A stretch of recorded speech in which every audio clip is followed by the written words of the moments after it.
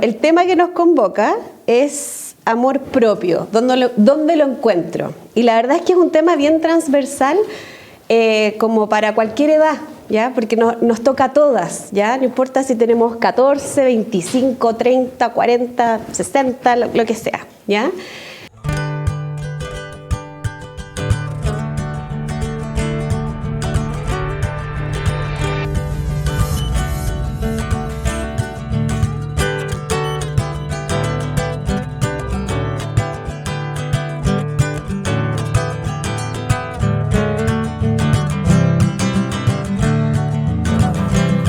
Iglesia Encuentro con Dios presenta TV Encuentro, un refrigerio a su corazón.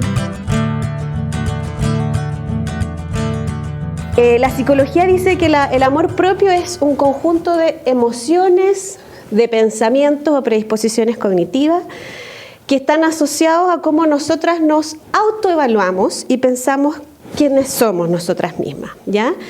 Es como la valoración de lo que yo pienso de mí misma, y finalmente eso muchas veces se habla de autoestima, ¿ya? Y se dice que si una persona tiene una valoración, por ejemplo, negativa de sí misma, el concepto es, tiene como baja autoestima. Pero si es una persona que a lo mejor tiene un yo demasiado optimista, inflado, decimos que tiene una autoestima demasiado alta, ¿ya? La pregunta es, ¿cuándo y cómo se consigue una autoestima adecuada? ¿Y cómo estos conceptos entran en la Biblia, en la vida cristiana? Actualmente tenemos como un bombardeo que entra a nuestras mentes y a nuestros corazones, y esto va un poquito más para las más jóvenes, con respecto a qué es lo que nos dicen el mundo, las redes sociales, de quiénes somos nosotras y cuál es nuestro valor y qué define nuestra autoestima.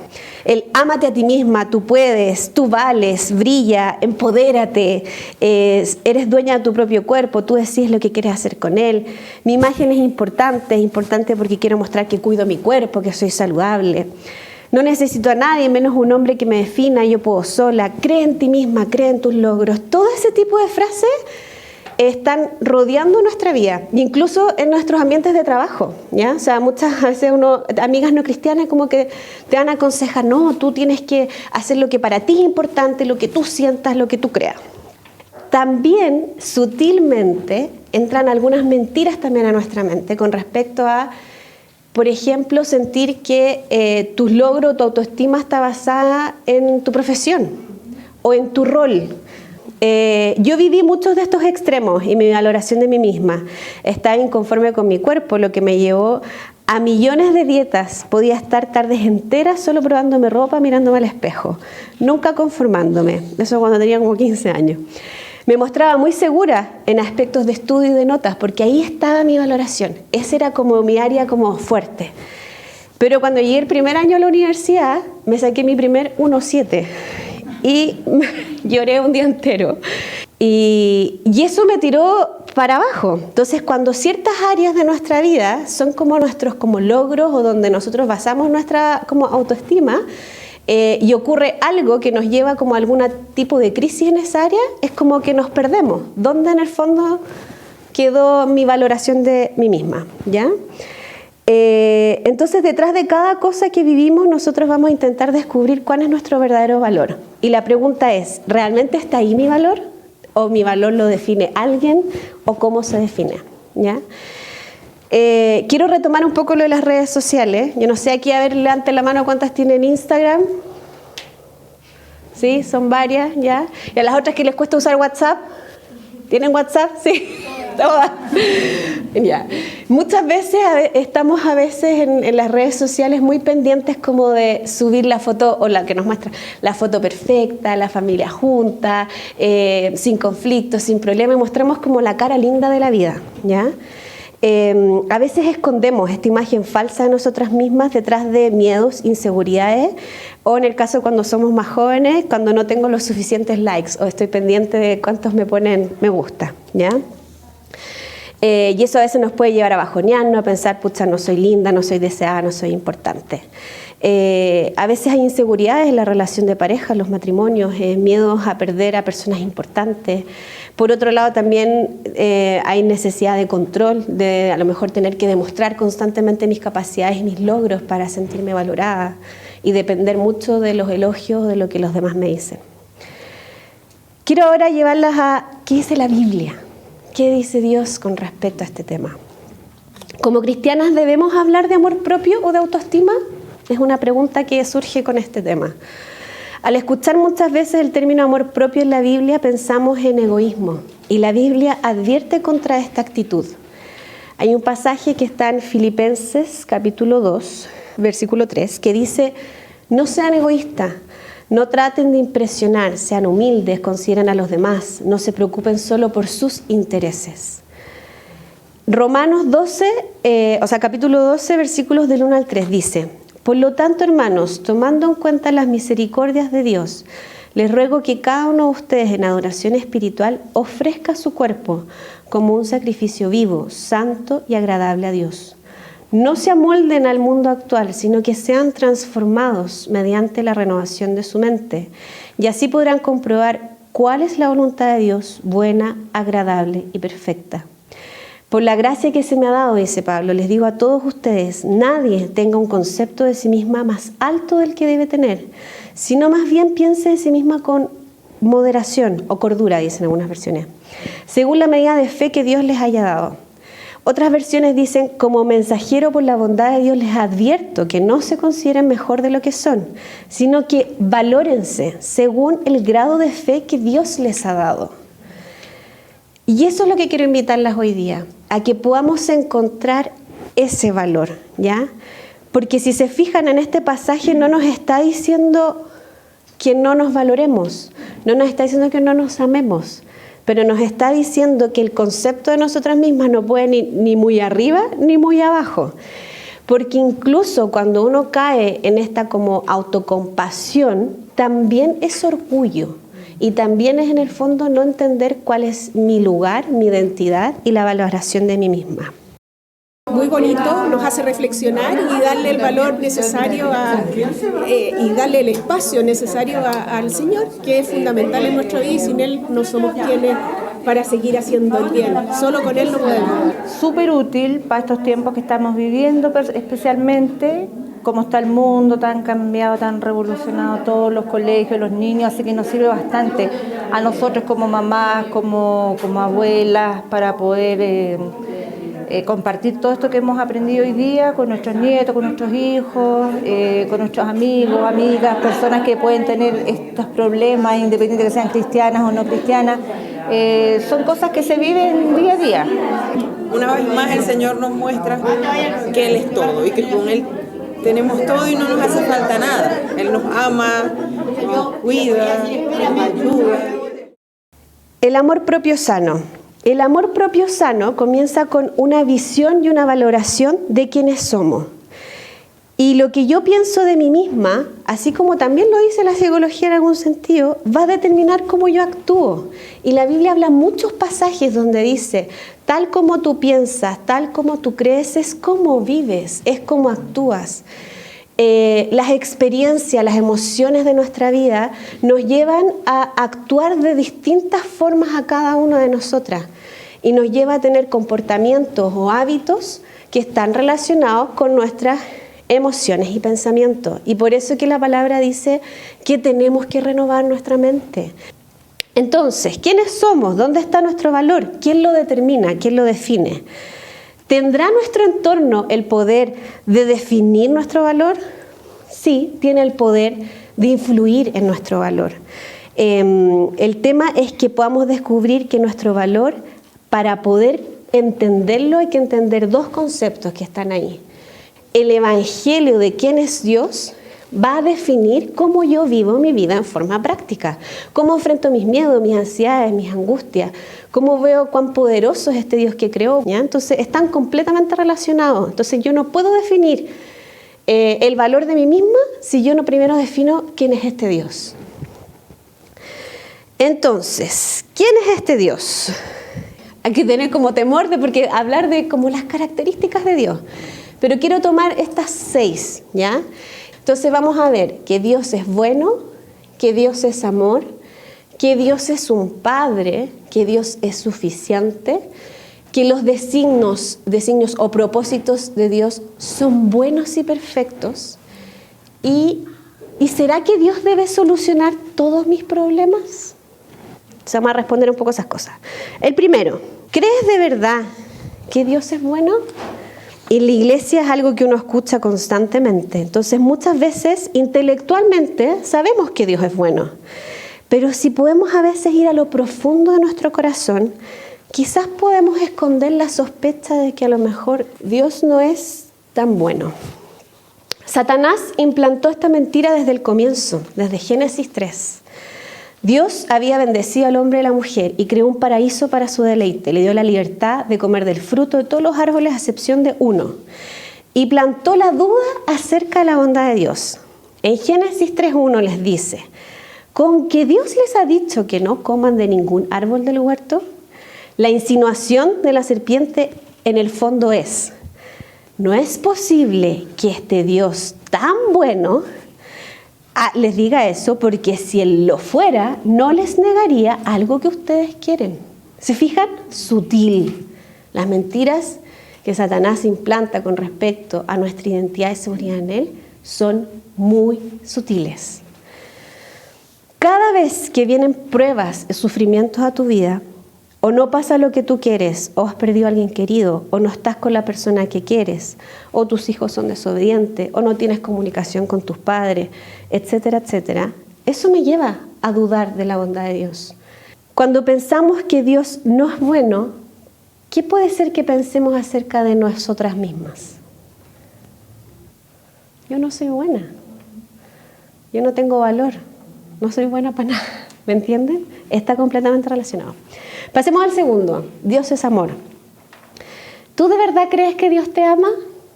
Probablemente todas van a decir, sí, Dios me ama. Es una palabra que también hemos escuchado muchas veces. También pocas de nosotras quizás podemos reconocer que en el fondo hemos tenido momentos en nuestra vida donde hemos pensado que Dios no nos ama. En lo personal crecí en esta familia cristiana que les conté. Creí conocer a Dios. Tuve muchos encuentros, convicciones, retiros, etc. Pero yo no supe hasta los 19 años que Dios de verdad me amaba. Y que yo no necesitaba hacer nada bueno para que Él me amara. Por muchos años el concepto de mí misma se basaba en que Dios me amaba en la medida que yo me acercaba a Él. Muchas veces sentí que si yo estaba buscando a Dios, leyendo la Biblia, haciendo mis devocional, ir a la iglesia, ir a retiros, etc., entonces yo podía palpar el amor de Dios. Pero cuando no dependía de mi buen actuar cristiano, yo sentía a Dios lejos. Y cada vez que cometía algún error, me sentía completamente condenada en mi corazón. Pero el amor de Dios es sin condiciones, es incondicional. A mí me pasaba, yo tenía papás súper exigentes, entonces de alguna forma yo sentía que yo siempre tenía que demostrar las buenas notas, demostrar logros, demostrar cosas para ganarme el amor.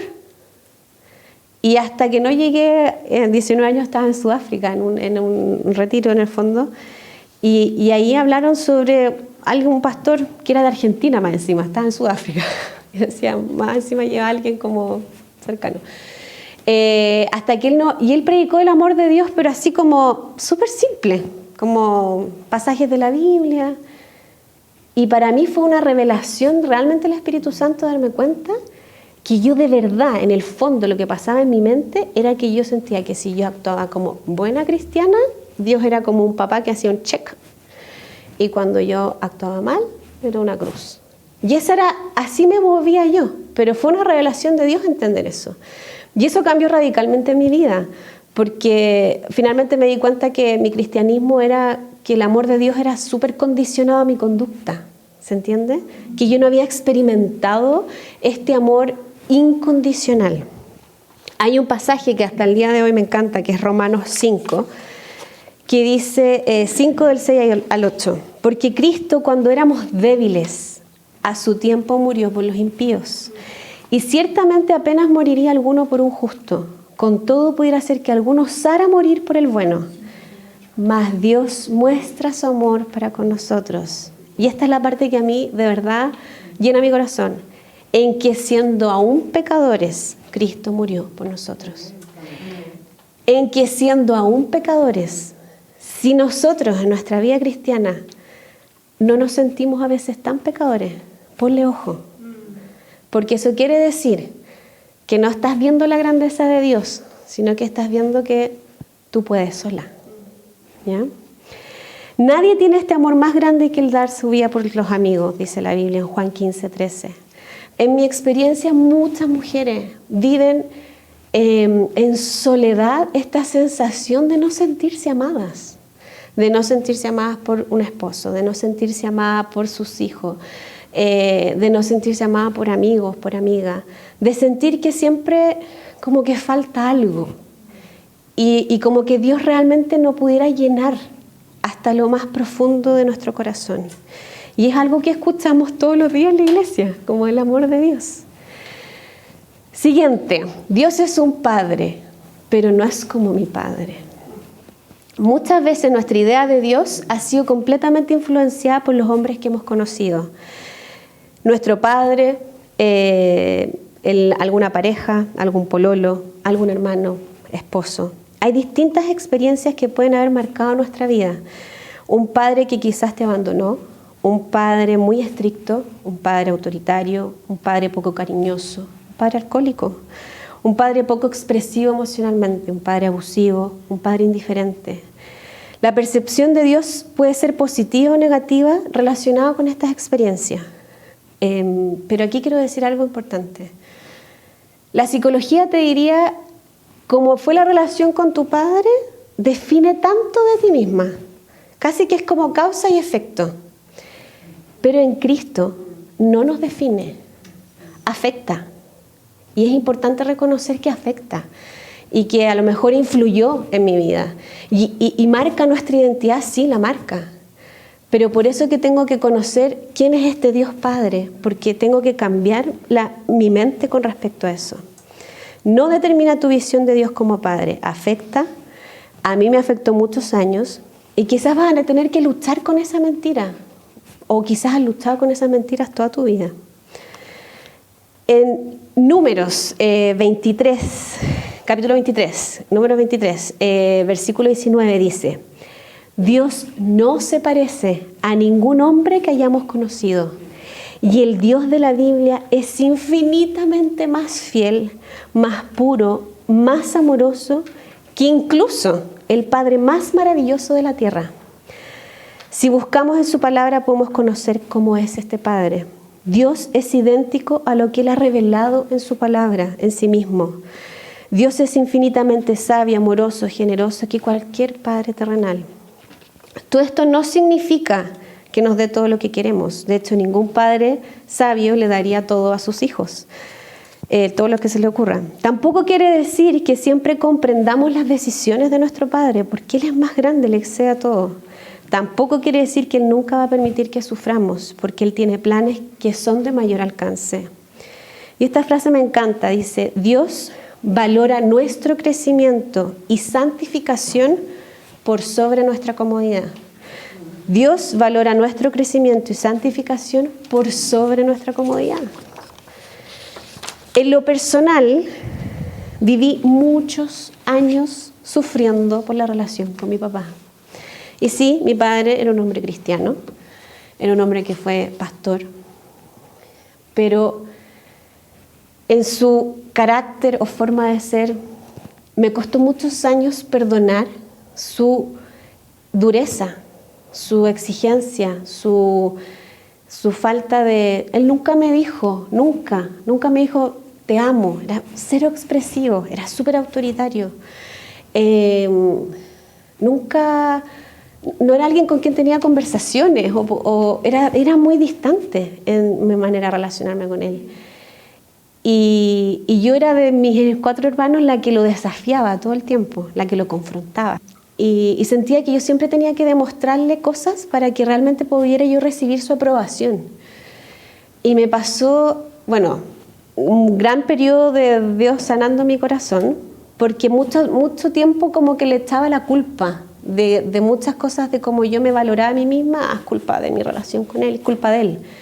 Pero eso también está mal, porque cuando uno tiene revelación de quién es Dios en nuestra vida, te das cuenta que incluso eso que yo lo veo malo, Dios lo permitió para trabajar áreas en mi vida. Y yo puedo tomarlo así o puedo quedarme echándole la culpa eternamente, ¿ya?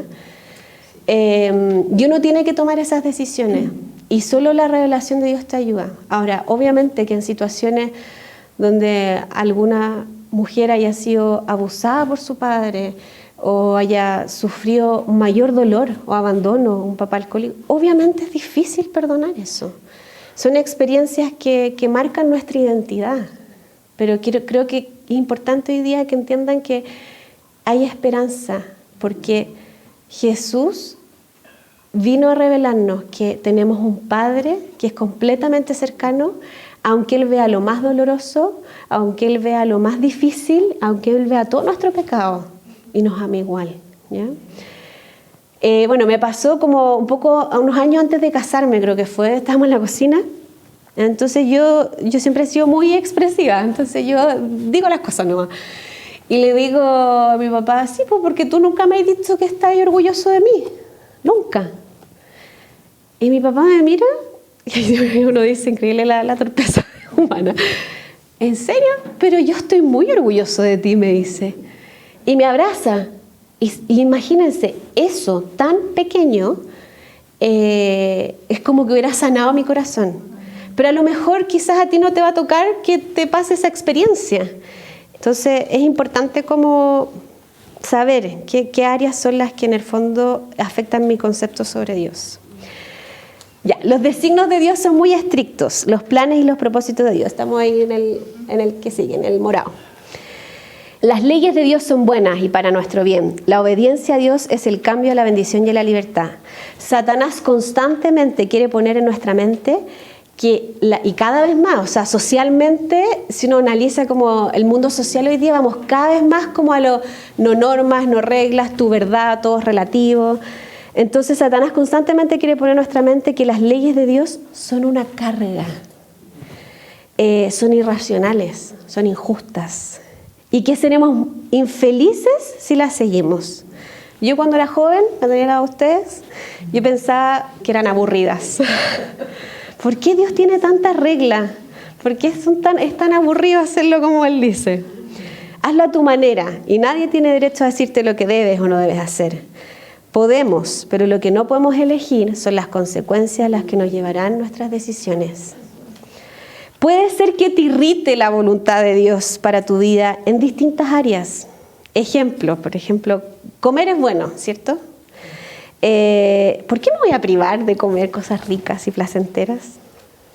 O sea, hay como cosas pequeñas que en el fondo no puede ver como uno siempre a veces está en el límite. Yo era una hija bien desafiante. Los mandamientos de Dios son un reflejo de su santidad y de su gracia. Hay un pasaje en Jeremías 31 que después se cita en Hebreos 10. Dice, este es el pacto que después de aquel tiempo yo haré con mi pueblo Israel, afirma el Señor. Voy a poner mi ley en su mente y la escribiré en su corazón. Y yo seré su Dios y ellos serán mi pueblo. Esos mandamientos que se escribieron en tabla de la ley no fueron para castigar al pueblo de Dios. Era porque Dios, así como las que son mamás lo van a entender más, es como, quiero lo mejor para mi hija. Y si le digo que no puede ver tele todo el día, es porque creo que no le hace bien.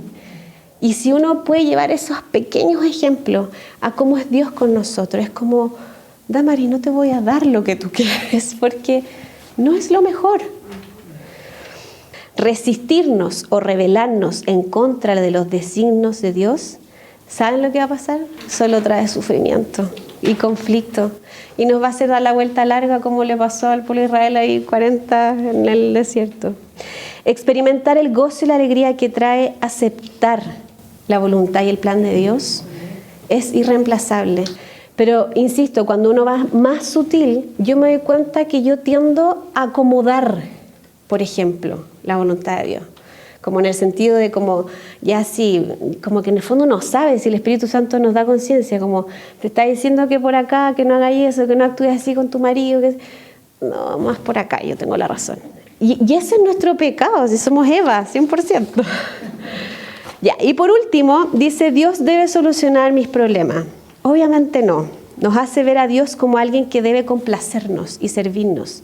Si enfrentamos problemas, creemos que Dios no resuelve o no lo hace de la manera que no espero, nos frustramos, nos decepcionamos, pensamos que Dios nos falló.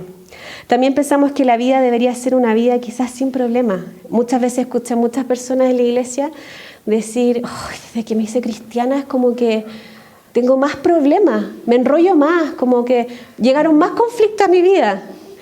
Y es verdad, es cierto, ¿ya? También pensamos que la vida debería ser entonces esta vida como sin dificultades.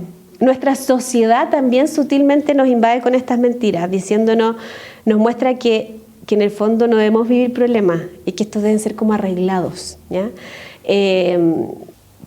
La sociedad te da distintos ejemplos. Por ejemplo, estás aburrida de tu jefe, hoy día es todo instantáneo, entonces renuncia, busca otra pega. No te gusta cómo enseñan en la iglesia, no importa, búscate otra. Los hombres te ignoran, coquetea un poco, vístete, llama la atención y busca otro. Tu esposo es indiferente, búscate otro esposo que esté dispuesto a escucharte. Y así todo es como desechable. Y aunque a lo mejor no estemos viviendo esas situaciones, eso es lo que llega. Esa es la información que nos llega constantemente. En este mundo vamos a tener problemas y aflicciones, y la Biblia lo dice. En Romanos 8, lo dice en Juan 16. Nuestros problemas y sufrimientos tienen un propósito, son para bien, son para su gloria. 2 Corintios 4, 17. Hay un propósito eterno en cada aspecto de nuestra vida. Romanos 5, Santiago 1, del 2 al 4. Sin importar la dificultad, la gracia de Dios es suficiente para mí. A veces los problemas y el sufrimiento nos hacen ver a Dios y nos permiten adquirir una perspectiva renovada de Dios y una medida correcta de las cosas y de nosotras mismas. Entonces, de verdad, nuestra oración debería ser: Dios, quiero que me quebrante, aunque duela. Cualquier problema que nosotros podemos tener o cualquier prueba, en realidad, en el fondo, es para progresar, para avanzar, para mejorar, para tener un cambio. No podemos esperar que Dios nos solucione todo, porque también Él nos da muchas pruebas para lo mismo, para que nosotros podamos cambiar nuestro corazón y poder ser más parecidos cada día.